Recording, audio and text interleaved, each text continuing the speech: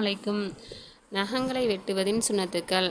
கைகளில் நம்ம நகங்களை வெட்டும் பொழுது முதல்ல வலது கையின் களிமா ஆள்காட்டி விரல்லேருந்து ஆரம்பித்து சின்ன விரலில் சுண்டி விரலில் முடித்து பிறகு பெரு விரலில் முடிக்கணும் இன்ஷா அல்லாஹ். பிறகு இடது கையின் சின்ன விரலில் ஆரம்பித்து வரிசையாக கடைசியில் பெரு விரலில் முடிக்கணும் இன்ஷா அல்லாஹ். காலில் வலது சின்ன சுண்டி விரலில் இருந்து ஆரம்பித்து தொடர்படியாக நம்ம அறுத்து வெட்டிக்கிட்டே கடைசியாக இடது சின்ன சுண்டி விரலில் முடிக்கணும் இன்ஷா அல்லாஹ்.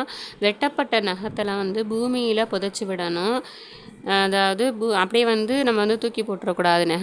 நகங்களை தூக்கி போட்டால் என்ன ஆகும்னா நகங்களை கட்டை விரல் நகமாக தான் கட்டை விரலாக முளைச்சிரும்.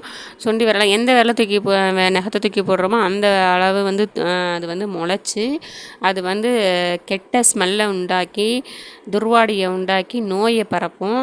நவுது பில்லா மின்ஹா. அந்த மாதிரி நம்ம போடக்கூடாது.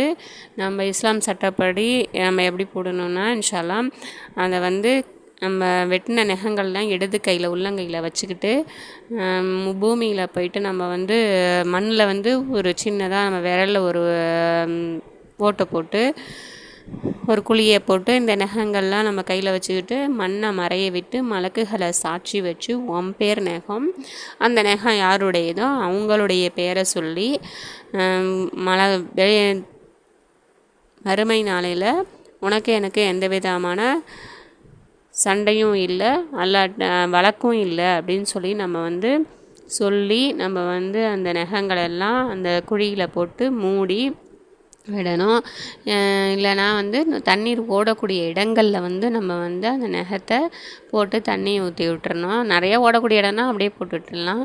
அந்த மாதிரி தான் நம்ம நகத்தை புதைக்கணும் இன்ஷா அல்லாஹ் போடணும்.